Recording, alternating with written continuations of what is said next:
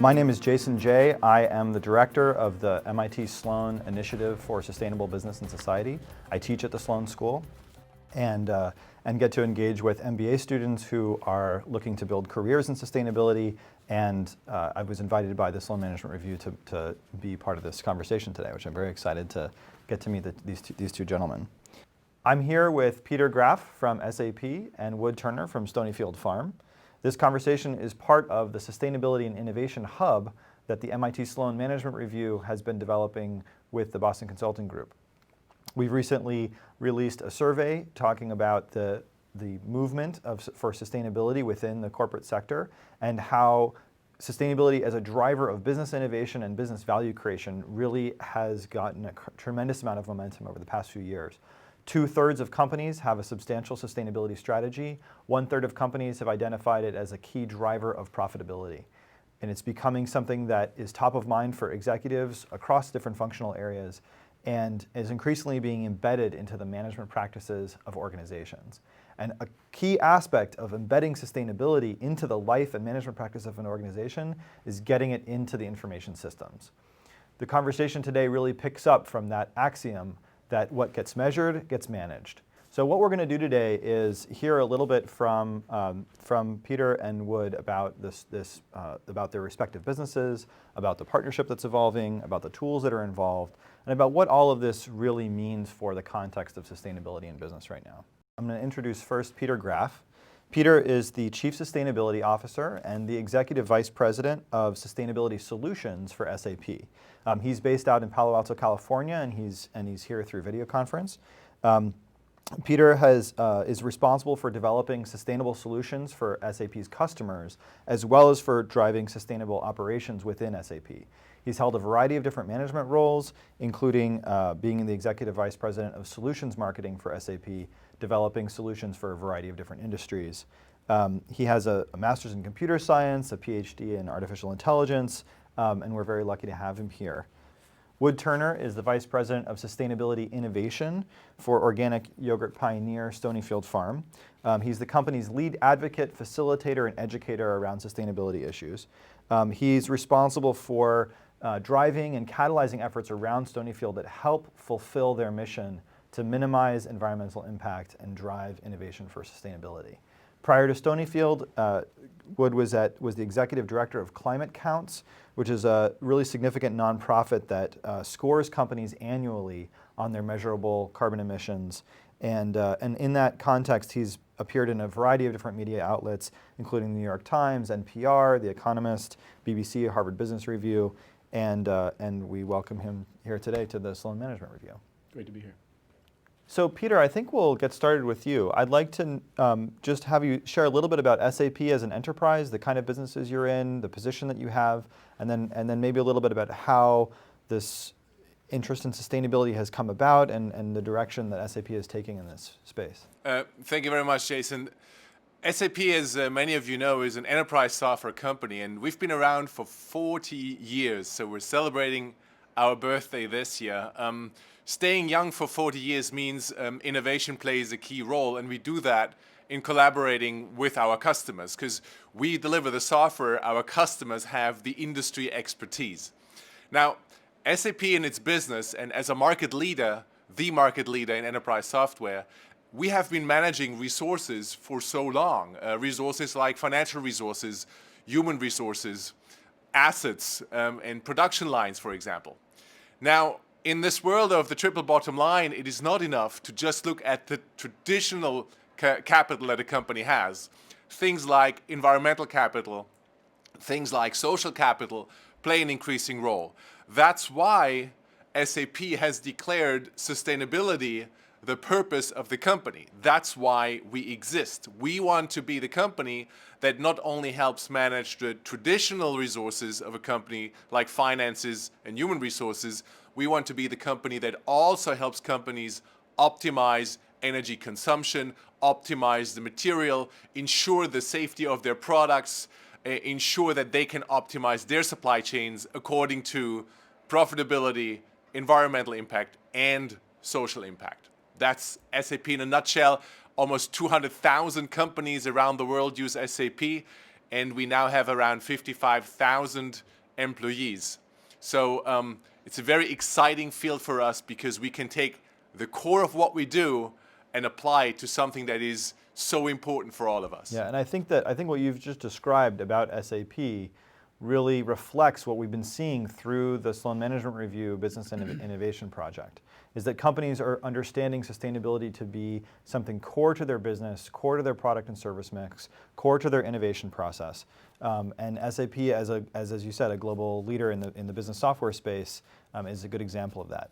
It's funny because I do talk to a lot of companies, and they often say, well, you have it easy, you're doing software. But I do believe that there is a process that leads every company to that core, and the successful sustainability officers that I know are very, very close to that value creation in their business. And then it becomes easy, just to put it in quotes. Right, right. Well, we all know that none of these things are quite easy. There's a journey involved, and part of what we're going to do today is try to explore what that journey looks like for Stonyfield Farm. So I'd like to use that opportunity to talk to Wood a little bit and let you introduce the enterprise that you're coming from. Well, we're a company that's been around for about 29 years. We were started on a small farm in Wilton, New Hampshire. We always talk about the 7 cows in the leaky barn that our founder and CEO Gary Hirschberg himself used to milk and use to make the yogurt. Gary's just transitioned away from the CEO role. He's now the chair of our board, but has been iconic for us in terms of leading a true sustainability vision. I think he's always believed that this false dichotomy that has existed in the past between deep environmental values at the corporate level and financial performance or success as a business don't have to be separate. They are in fact one and the same. They can in fact be one and the same. That you can in fact, as he said in his book, Stirring It Up, you can save the world and make money, and so it's a great message that we're all, as a company much smaller than SAP actually, but it's all a great message that we at Stonyfield are incredibly energized by and fully supportive of, and have a great team in New Hampshire that are sort of aligned on this issue. We started as an environmental education center that transitioned into a company, and we had a great product, a great yogurt that people wanted to buy, and it's paved the way to great success over the years. We were the first company in 1997, first company in the U.S. to offset 100% of our greenhouse gas emissions at the manufacturing level, and it's just gone on from there. We've been focused on tracking our environmental impacts for a long time, tracking product level impacts, really looking at packaging impacts. We have a packaging scorecard that we use to evaluate every decision that we make in terms of packaging choices that we're going to use, that we'd like to pursue. 5 years ago, we started a program called our Mission Action Program, MAP, that is a cross-functional sort of coalition of teams that tackle specific issues related to specific environmental issues in our business, and it's helped us avoid multiple $1 million in costs over the years. So it's very much embedded in who we are as a company, and I think that leadership on sustainability is one of the things that attracted Danone to us several years ago when we became part of Group Danone. We are the sustainability flagship for the group worldwide, and we get reminders of that all the time. I think the group loves the relationship with us because we are a willing and eager lab to test new solutions to climate issues, to water consumption, to a full range of issues, and that was why being able to be a pilot company for this particular relationship was fantastic for us. So we've heard a bit from Peter about SAP's work in this space, and from Wood about Stonyfield's position in sustainability. I'd like to now talk a bit about the relationship that's evolving between the two companies and the project that you're undertaking. And first, what I'd like to do is just hear from both of you, and we'll start with Wood, about what do you see as the vision and goals of this collaboration? What are you really trying to accomplish? You know, as I said, we've been focused on measuring our impact for a long time as a company, Stonyfield. And you know, for us, as the company has grown, it becomes more and more challenging to measure that impact in a meaningful way. And you know, with limited resources, a relatively small company, we are looking for as many opportunities as we can to innovate that enterprise carbon accounting, to find ways to get better real-time data, to engage more people in our company in the collection and analysis of that data, and to find increasingly creative ways to integrate that information into the management level decisions, and in potentially our communication with consumers. So that's really the heart of the matter for us. Got it. And you used the word carbon accounting. Can you just say a little bit about, you know, this particular focus on carbon as a starting point, what the drivers are for that, why start there as part of this measurement activity? You know, we as a company believe that climate change, the global climate crisis, is one of the biggest challenges that we face as a society, and we want to be involved in solutions to that problem. But it's also one of the biggest challenges that business faces. When you think about greenhouse gas emissions, that is money, that is waste, that is a resource that could be better leveraged, better managed to benefit the business. And so we want to count we want to count the carbon. We want to, just like any resource that we have, we want to count the carbon that we're responsible for throughout the value chain, throughout the supply chain. And so you know, it's directly connected to sort of how we measure ourselves as a business and how we gauge success. Okay, great. Peter, could you say a little bit about what you see as the vision and goals of the collaboration with Stonyfield? First of all, when we look at carbon, we don't see it so much of a risk. We really see it as an opportunity. And what carbon accounting allows you to do is to see inefficiencies, as we just explained, inefficiencies in your system. The traditional way of looking at carbon is to create what's called a corporate carbon footprint, which would sum up carbon caused by travel, carbon caused by production, carbon caused by the material and the goods that you purchase as part of your overall production processes. If you do that, then you will have a good idea at the corporate level, but it will be extremely difficult to really understand and to really optimize your business processes. So for example, if you find out that in your overall production process, 80% of your carbon sits, that doesn't give you a lot of ideas how exactly can you now go after these inefficiencies. Now, what we've done together with Stonyfield is that we have taken this approach and not looked at it from a corporate perspective and kind of take a top-down approach, but we took a bottoms-up approach, meaning we have worked together with them to find for each and every one of their products what the carbon impact is, to unveil inefficiencies in the overall supply chain, and to use the information in order to compete better in the marketplace when people have the information at the point of purchase. So what really happens is that we go from an overall statement, we have 5 million tons of carbon and we consume so much energy, to a much more precise and actionable accounting on the product level. Now, when you have that information, you can go to the product owner and say, okay, why does this yogurt have a higher footprint than that?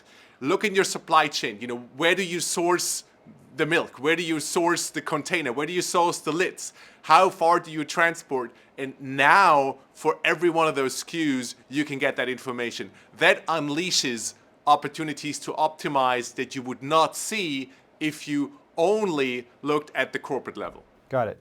So there's been a lot of discussion in the marketplace about taking a life cycle approach to carbon accounting and to environmental impact analysis and sustainability impact analysis more generally.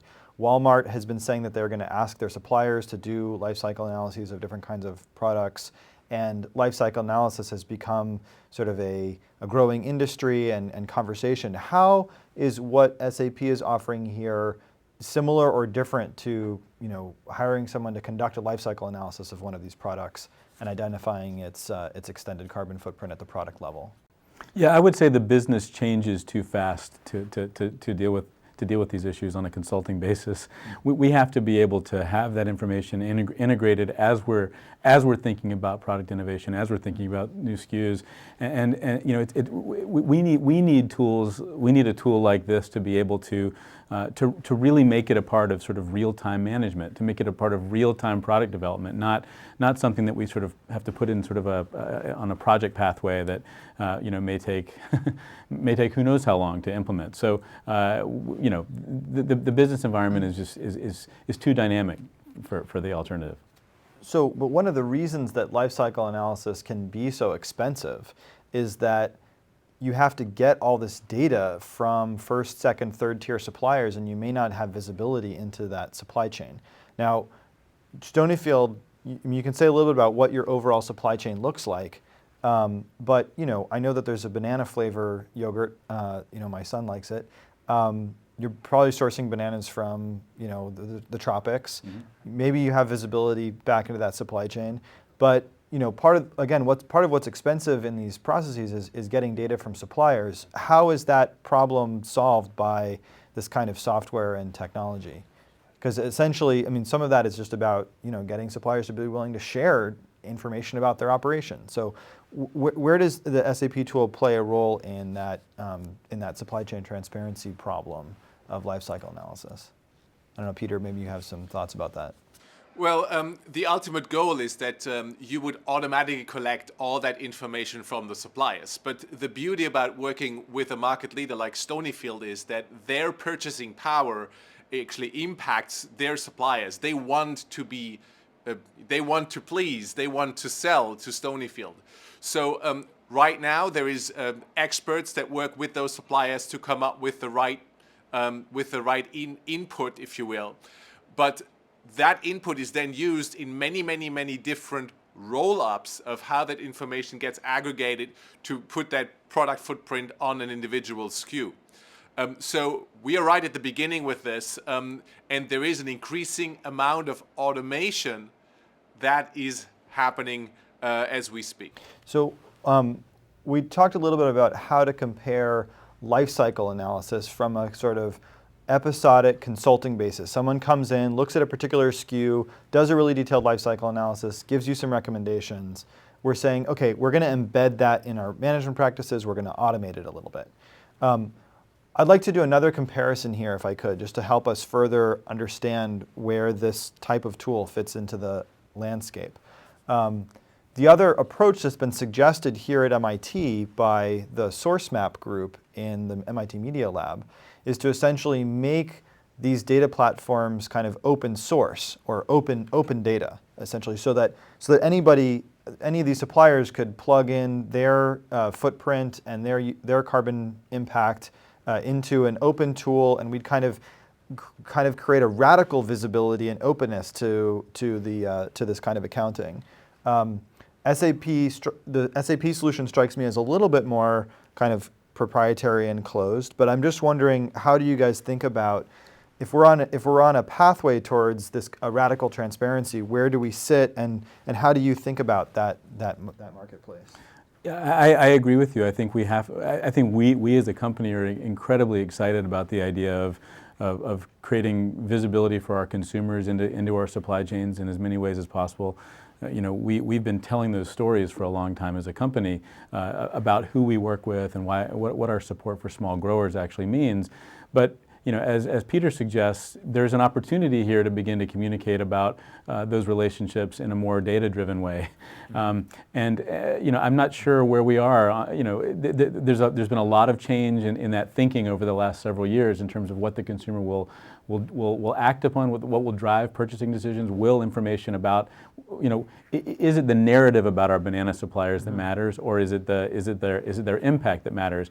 We like to think that it's some combination of both, but I think our take on the radical transparency idea is that we can use information like this to begin to add dimension, I guess, to the narrative that we're already telling about our bananas. So you know, the consumer may not be ready today to really get into the weeds, if you will, on carbon footprint. But it's only a matter of time. I mean, you mentioned my work at Climate Counts. I have been working and looking at the impacts and the relative climate leadership of 150 global companies for the last 5 years, and it's incredibly divergent, if you will, about how those different companies deal with these issues. But what I hear over and over and over again from all those companies is, we may not be engaging the consumer today on our carbon footprint or tomorrow on our carbon footprint, but it's coming 3 years, 5 years, 10 years down the road. And so I see lots of companies preparing for that. I think from our standpoint, we've been focused on it for a long, long time, focused on communicating that sustainability, that environmental difference in our product. And this tool, this resource is only going to, as it evolves and as this relationship evolves, is only going to make that better. So in the long run, this is going to help you sell yogurt. That would be the goal. That would be the goal. I mean, we as a deeply held value in the company believe we have to be educating our consumers and our stakeholders and ourselves about impacts, about everything about our product. And so I think sustainability and carbon footprint is absolutely one of those things. We have to tell the consumer why our product is better than the alternative because of our relative footprint. Mm-hmm. Peter, you want to step? Jason, two points, if I may. You talked about the closed system, and I want to elaborate on that statement. First of all, as Wood just said very, very exactly, this is not about value created for Stonyfield or Danone that lies in the future. This is about increasing profitability today to using this product level information to drive efficiencies of the value chain. First and foremost, Danone goes as far as compensating those people in charge of those products according to the product footprint of the products, because they believe it drives profitability of the business today, and it prepares Danone to become even more competitive in the marketplace as the awareness of consumers is rising. The second point I'd like to make is that of competition and cooperation. We have started a long time ago to co-innovate with customers around the field of sustainability. Now, at the beginning, companies were very nervous about what they do with us and co-innovate with us and how we would make that available to other companies. Because they said it's really about a competitive advantage we create for ourselves, and we're really not ready to share that with others. That has completely changed. Danone is actually driving us, helping us to bring this solution to other companies, many other companies, part of them direct competitors to Danone, because they believe it's the right approach and they believe it helps efficiencies for everybody in the market. It also means that once this approach is catching fire, more and more of the suppliers will actually implement systems similar to that of Danone for them to actually optimize their part of the supply chain too, and being able to provide more precise data to Stonyfield and Danone as a second step. So is this a closed system? Not at all. Actually, we're working together with Stonyfield and Danone, for example, by making ourselves available for this session to tell the world about how beautiful this is and how other companies can drive profitability today. When we're talking about this kind of high degree of transparency around carbon accounting, and both for kind of internal business capture and for external display to the world, what are the major drivers in this? Is it about your customers? Is it about government regulations? Is it about NGOs? And I mean, how do you guys think about the drivers of what you're doing here and what motivates you? I mean, it clearly is different from company to company. I think some companies are concerned about the future regulation of greenhouse gases. Others are concerned and scrambling about what their major retail customers are asking them to do.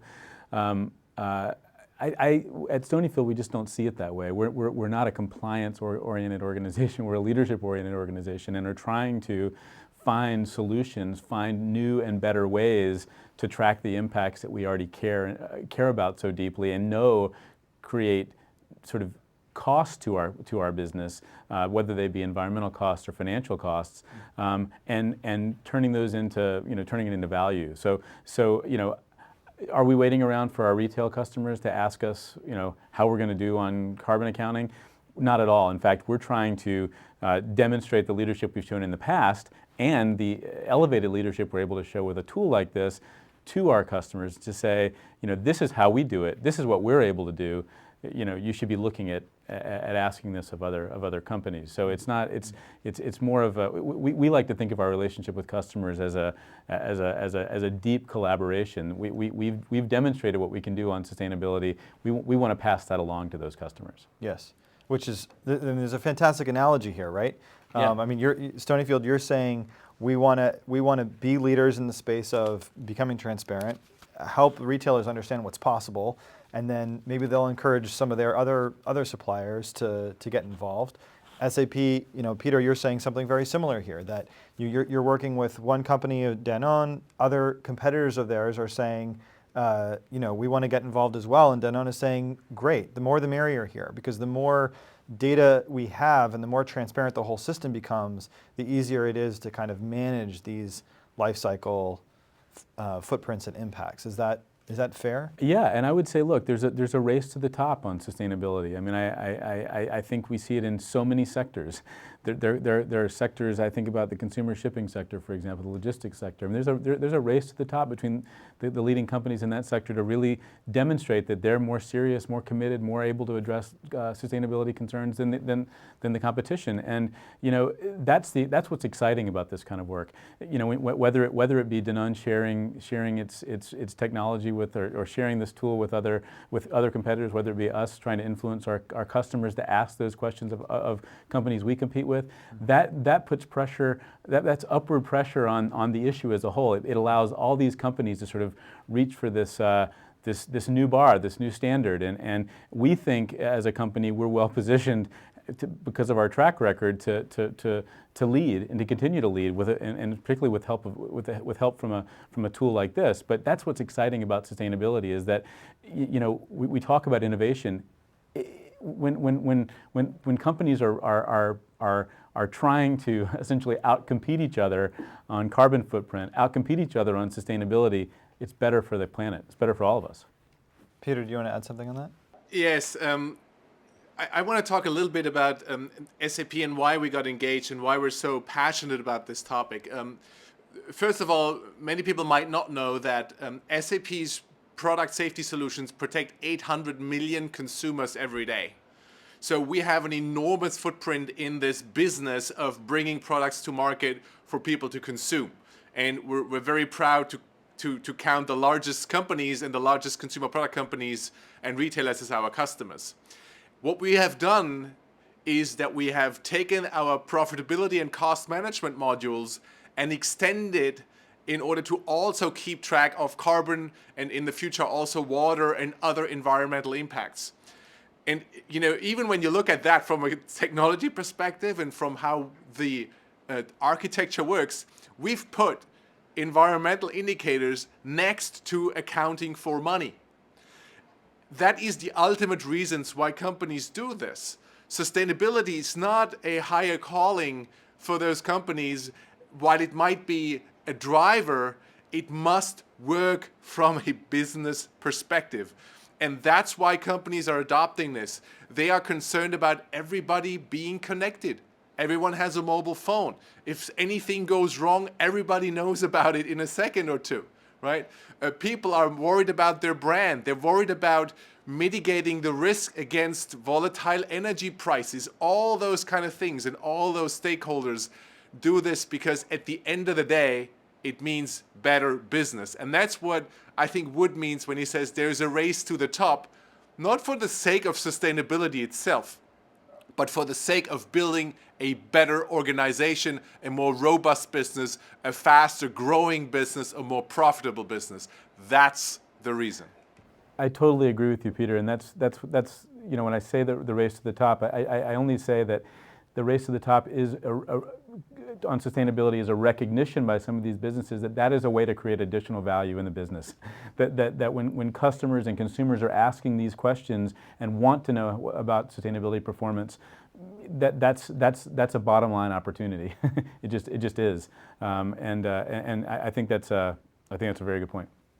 So I'd like to get a little bit more concrete here. We've been talking a lot about how sustainability and working on your carbon footprint can be a driver of business value. And I just want to know if we could just get a couple of stories about, concrete projects that this kind of accounting has enabled, that and what the changes have been, what the savings have been, what the ROI looks like, just so we can get a little bit of a sense feel of what this is, how this is shaping up. That's maybe a good opportunity to talk just a little bit about what we have done internally, because as you know, SAP is not only a provider of software to help companies run more profitably and sustainably, it's also a world-renowned practitioner. In the last 4 years, SAP has avoided costs in excess of $250 million by driving our own sustainability performance within the company.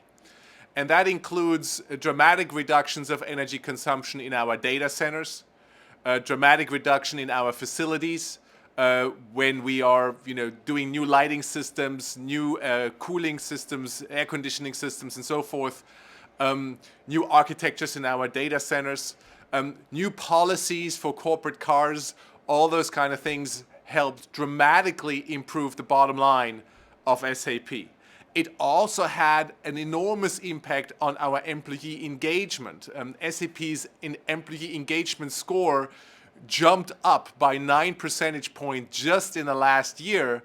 And our own employees, 89% of them agree to the statement, it is important for SAP's future to drive sustainability for ourselves as well as through our products. So there is a dramatic shift, and we have really created very good value for the company, in addition to creating a new software market, helping shape a new software market and selling software, which goes back to the core of what we do best. So when you say, Peter, that you've saved $250 million, in that sort of annual savings or kind of one-time savings, or how do you think about that? So the savings are between 2008 and 2012. So in a 4-year period, accumulative, we saved about $250 million. It's easy to save money when the economy goes down because there's just not as much business activity, and that certainly has an impact.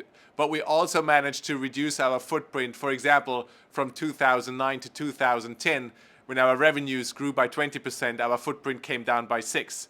Overall, we are now 19% lower in terms of our footprint since 2007, and we are on track to reduce our energy consumption to the level of 2000 by the year 2020. So we have absolute targets and we're going after them, but we could not do that without the visibility and the precision of the data capture mechanisms that we have within SAP.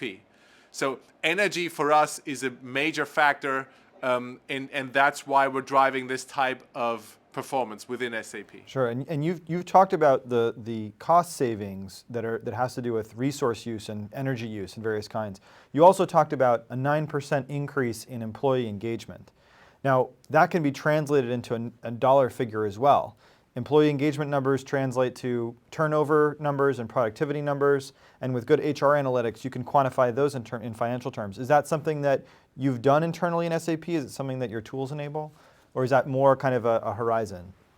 Jason, we certainly measure those numbers, but it's harder to attribute them only to measures around sustainability, unless you would say our HR department, who's done beautiful work in the last years, would consider themselves as a sustainability organization.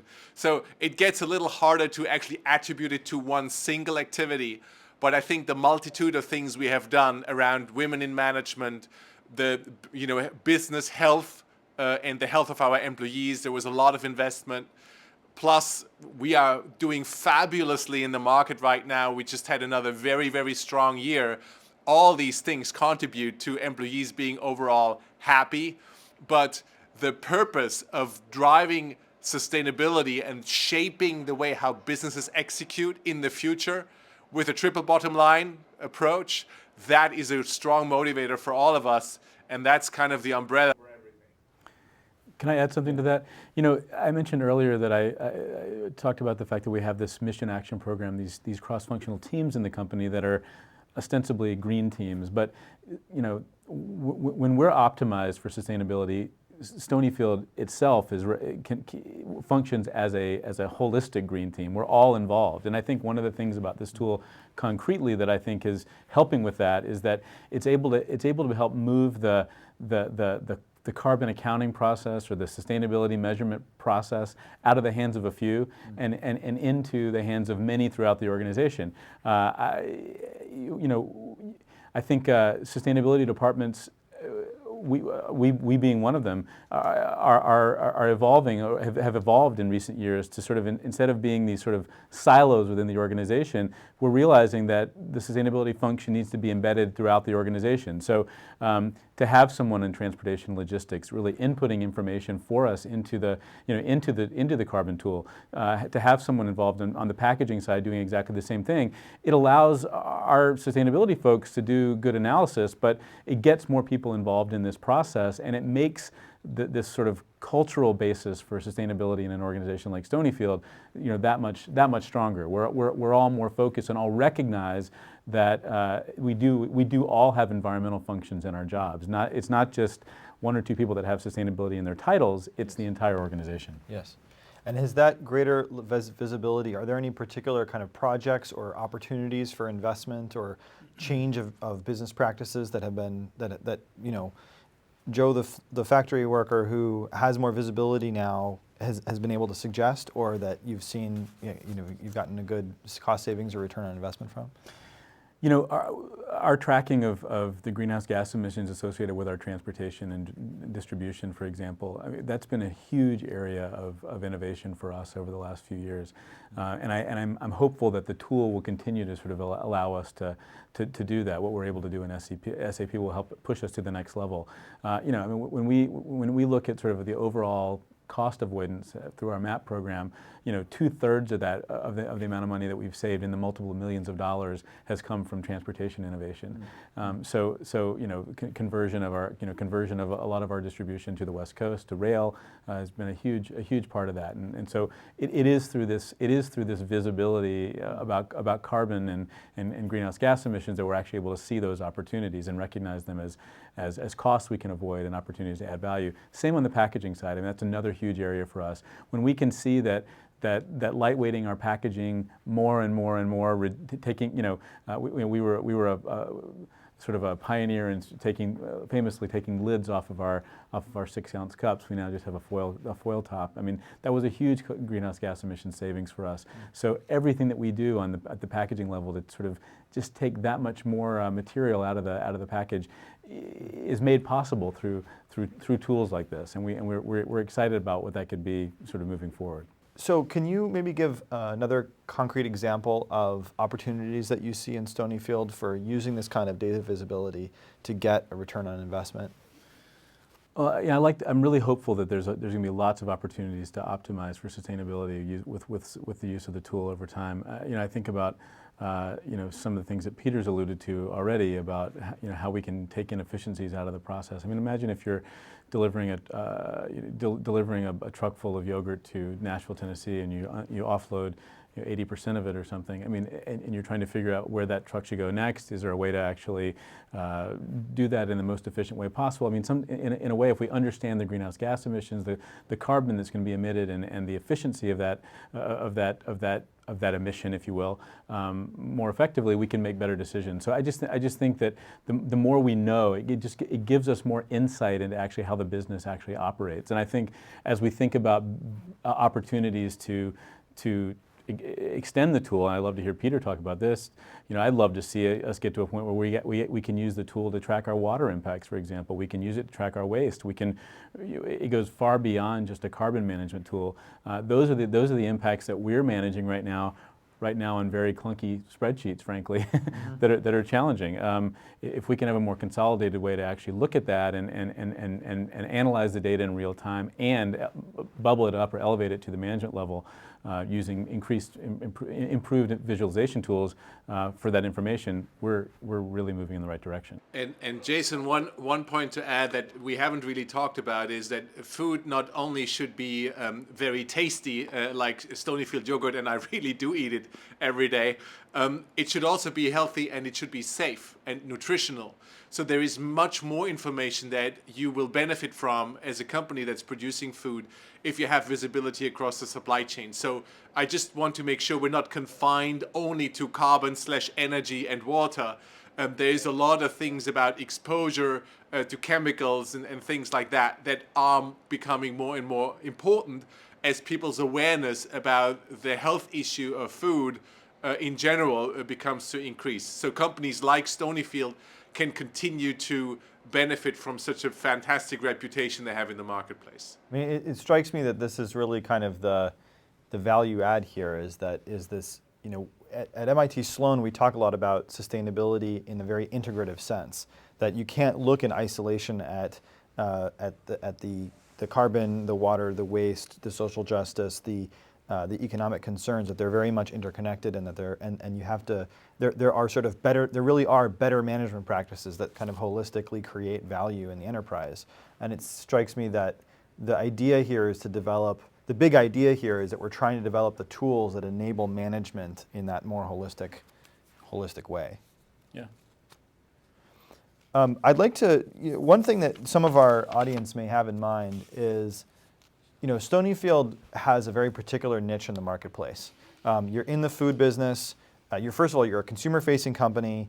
You are in the food business. You're in the organic food business. You're in the organic food business as a leader in sustainability, with, you know, Gary Hirschberg appearing in you know, Food Inc. and other contexts talking about organic agriculture. So I'm wondering, some of our audience may be thinking, is this only something for those guys who are way out in front and who are playing in this kind of sustainability niche? What's the relevance here for a broader array of companies? And in particular, if there's someone out there who's really at the early stages of a sustainability journey, where do they start? I want to make sure that we understand, you know, how we should be thinking about this. I think Peter said it well, and I'll defer to him for some of the last point. But I think, you know, from our standpoint, we think everything that we're able to do as a company is relevant to other companies, frankly, because waste and inefficiency is money. It's real dollars, and every company in the world wants would you know, if you had more visibility into where you were inefficient, you'd put that money back, you'd save that money, you'd avoid those costs and put that money back into the business, put it back into your products, put it back into your employees.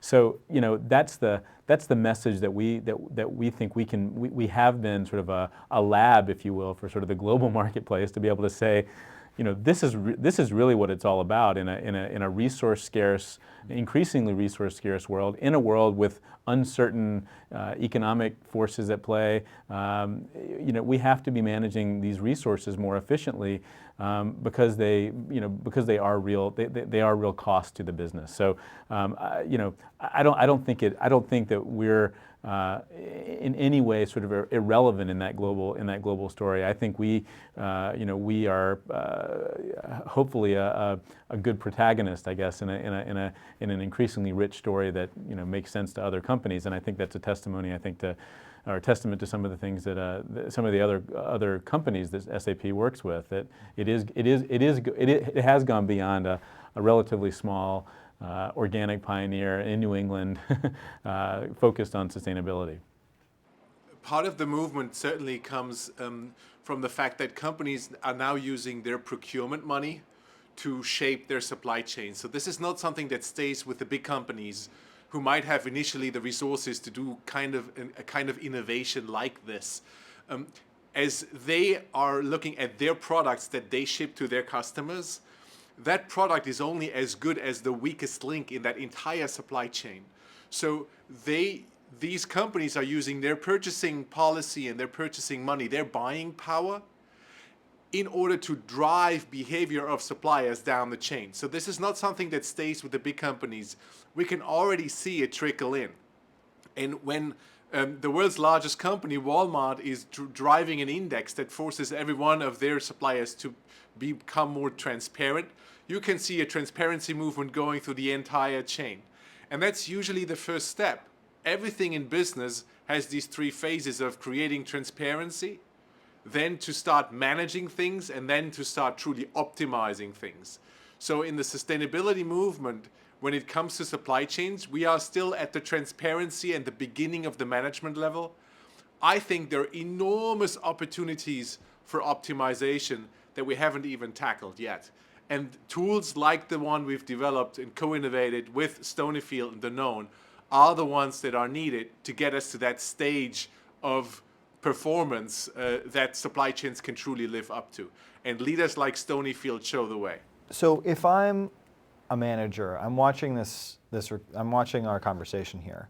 I'm a manager inside a company that hasn't taken a stand in sustainability at the corporate level. Maybe we're running SAP, maybe we're not. And I just want to know where to start. I see this journey, I see this vision that you're laying out of transparency in the 21st century, and I get it, I get it.